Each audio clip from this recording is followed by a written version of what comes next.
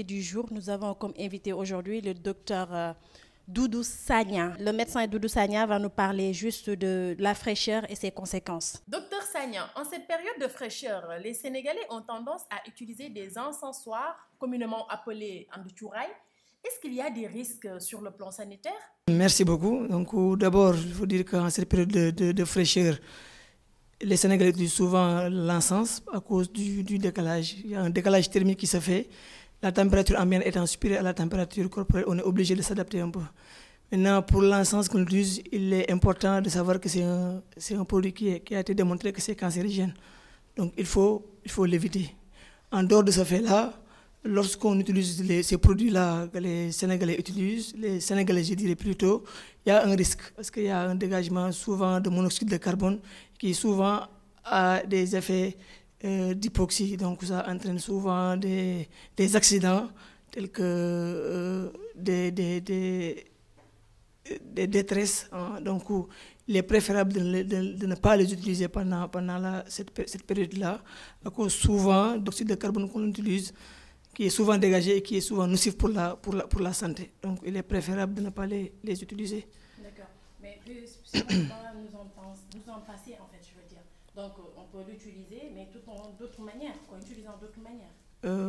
Il est préférable de ne pas les utiliser et d'avoir d'autres moyens alternatifs. Il y a d'autres moyens que les Sénégalais peuvent utiliser.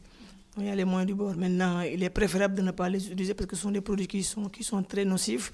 Moi, je ne fais pas la promotion de ces produits-là parce que ce sont des produits qui sont également très, très nocifs. Pouvez-vous nous dire quelles sont les maladies les plus consultées en cette période? Pendant cette période-là, les maladies les plus souvent rencontrées, c'est d'abord les angines. Les angines, il y a également les maladies grippales, il y a le rhume, il y a également les maladies rhumatismales, hein, souvent.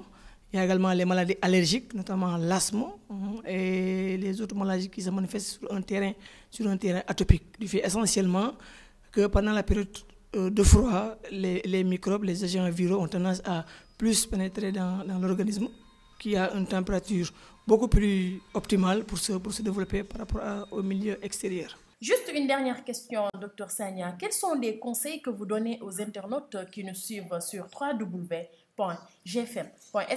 Les conseils d'abord à donner, c'est surtout deux choses.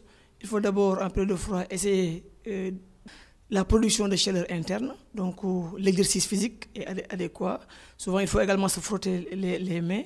Utiliser également de la nourriture. Hein. Donc, les conseils que je donne, des conseils allant dans le port vestimentaire. D'abord, utiliser des vêtements qui sont amples, mais également qui sont adaptés aux conditions socio-professionnelles. Utiliser également des nourritures qui peuvent produire de la chaleur, des boissons chaudes, utiliser beaucoup de graisse, beaucoup de protéines.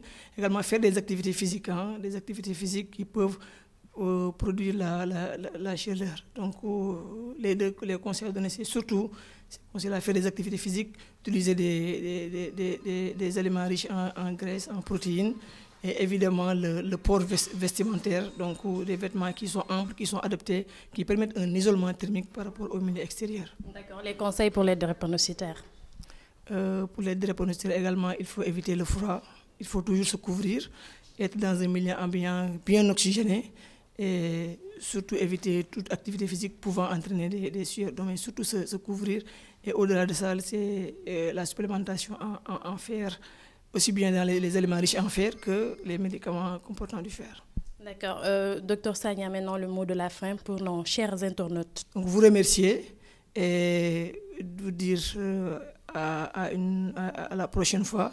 Et surtout dire aux Sénégalais de respecter les mesures d'hygiène parce que le froid souvent a des conséquences néfastes. Il y a beaucoup d'accidents qui ont été enregistrés en période de froid. Donc vraiment, se prémunir de certaines situations pour éviter les accidents qui peuvent survenir. Docteur Doudou Sagna, nous vous remercions. J'espère que les internautes vont prendre compte de ces conseils.